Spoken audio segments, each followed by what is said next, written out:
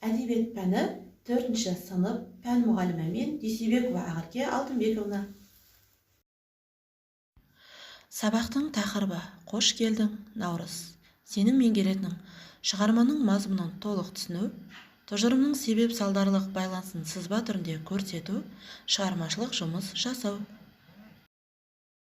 22 наурыз. Ұлыстың ұлы күні бұл күні. Бұл күні күн мен түн теңеледі. Табиғат да, жер ана да, жан-жануарлар да түлейді, жаңарады. Адамзаттың бойында қан жүгіріп, теректер де бүршік жарады. Қазақтың сайын даласында Қыдыр баба кезіп, адам баласына қот береке, бақ дәулет сыйлайды.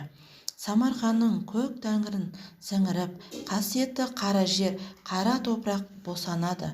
Наурызда ата-бабаларымыздың сөзімен айтсақ, ақ түйенің қарны жарған күн дейді. Ауылда 6 бақан құрылып, жастар ойын-сауық құрады. Ұлттық ойындар ойнатылады. Ән, би айтылып, ат жарыстары ұйымдастырылады. 7 түрлі дәннен көже пісіріледі. Бұл күндері адамдар бір-біріне реніштерін ұмытып, кешірімді болады. Міржақып Дулатұлы 1885 жылы дүниеге келіп, 1935 жылы дүниеден озған ақын, жазушы. Қостанай облысы Жангелдин ауданы Қызылбел ауылында дүниеге келген. Азамат, терме, оян қазақ тағы басқа кітаптары бар. Ақын өз өлеңдерінде қазақ жастарын азаттыққа, теңдікке үндейді, халықты оқуға, еңбекке шақырады. Наурыз. Аспанда күннің нұры, мақпалдай жердің түрі, қуаныш мал мен жанда, қыз шыққан өлмей тірі. Келіпті жылдың құсы, күнде шу көлдің тұсы, күн жылы ызғары жоқ, жаз шығып кеткен қысы. Өлеңде жылдың қай мезгілі суреттелген? Жарайсыңдар балалар. Боздаған анау түйе, құлымдап жатыр бие. Гүлдеуге бет алып тұр, қызарып қызыл шие.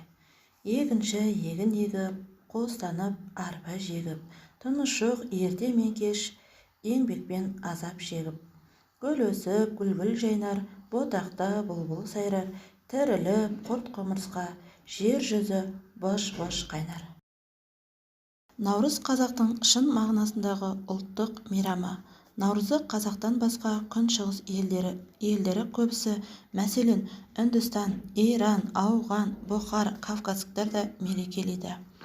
Бірақ бұлардың бәрінен салыстырғанда Наурызды біздің қазақтың мерекелеуі айрықша сыйымды, артықша дәлелді. Неге десеңіз, Наурыздың 22-сінде күн мен түн теңеледі. Малсыз қазақтың күні бар ма? Сол малын аман сақтау үшін еңбек сіңірген қазақ жаздың жеткеніне қалайша өзгелерден артық қуанбайсың? Жаздың басы жаңа күн, Наурызды қалайша мейрам етпесін? Балалар, қарамен жазылған сөйлемнің мағынасын сызба немесе сурет арқылы бейнеле. Өлең шумақтарының мазмұны бойынша сурет сал. Өлеңнен ұнаған шумақтарын жаттап ал. Бүгінгі сабақта шығарманың мазмұны бойынша сұрақтарға жауап бердің, тұжырымның себеп-салдарын байланысын сызбаға түсіре алдың, шығармашылық жұмыстар жасадың.